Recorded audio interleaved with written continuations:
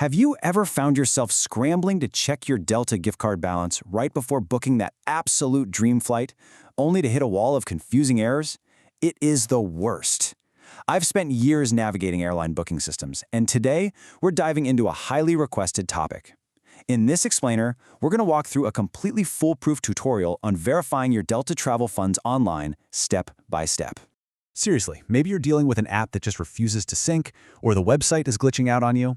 It's actually a surprisingly common headache for travelers. But stick with me, because by the end of this, you are going to have a rock-solid, easy-to-follow strategy that leaves literally no questions unanswered.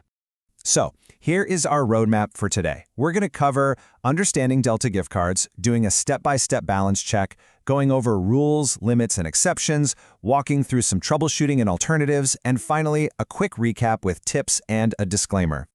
Let's jump right into Section 1, Understanding Delta gift cards. Now, whether you picked up a physical plastic card from a grocery store checkout lane or someone sent you a digital e-gift straight to your inbox, these are basically prepaid travel funds, and they have two massive perks you need to know about. Number one, they never expire, and number two, they're fully transferable right up until they're actually redeemed. So yeah, they are incredibly flexible. But here is where people get tripped up.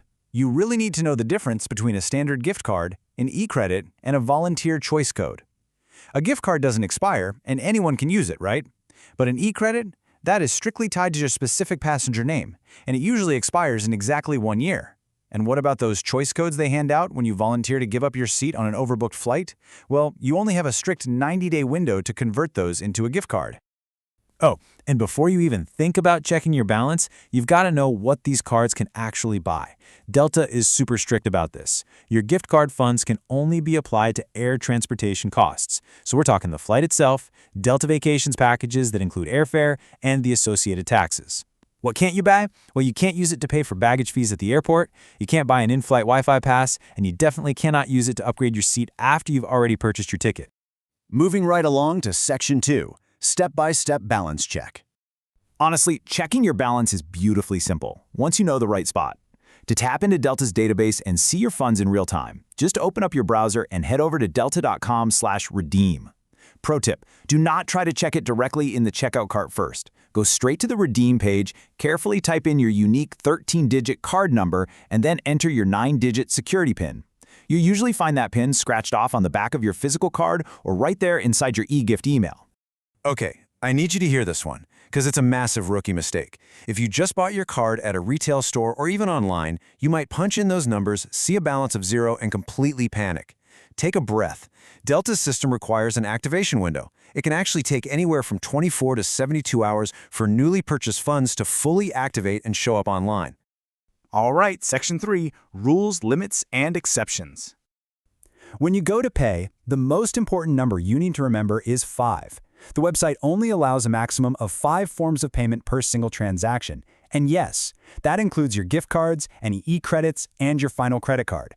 So if you're trying to piece together a flight using 6 $50 gift cards, the online system is absolutely going to reject it.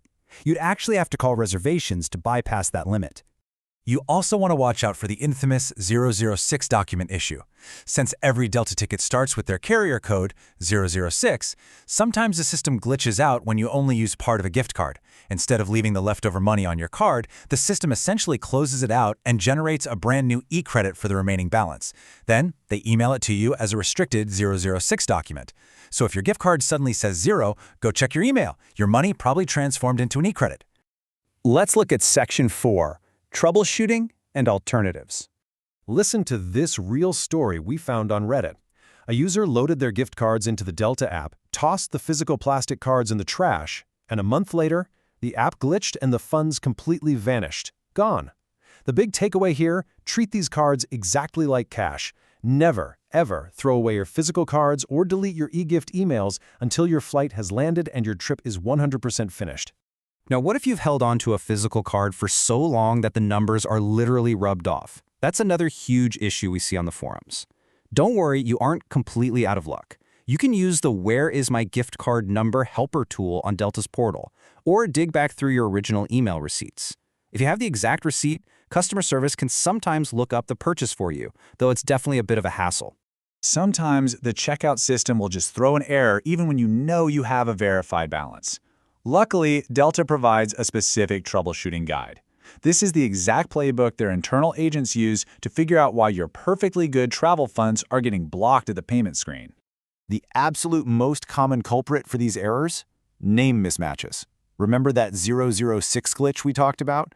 Well, if your gift card accidentally got converted into an e-credit, it is now permanently bound to your exact passenger name. So if you try to use that credit to book a flight for your partner, the system shuts it down.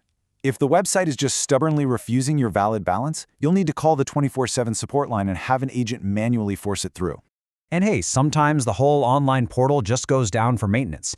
If you desperately need your balance right then and there, you have a few alternatives. You can call reservations directly, you can swing by an airport ticket counter so an agent can look it up on their end, or you can even securely use a third-party digital assistant like Do Not Pay, which checks the back-end system for you using photos of your card.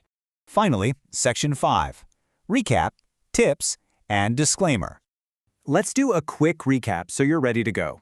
Always verify your 13-digit number and 9-digit PIN directly at delta.com/redeem. Guard those physical cards with your life until the trip is over. Keep in mind that you're buying airfare with this, not baggage fees or Wi-Fi. And most importantly, if the system throws a weird error or converts your balance, just call the 1-800-reservations line. They can manually override the system for you. I do need to quickly mention a legal disclaimer here. While everything in this explainer is highly detailed based on Delta's current setup, airline policies and system frameworks are always subject to change.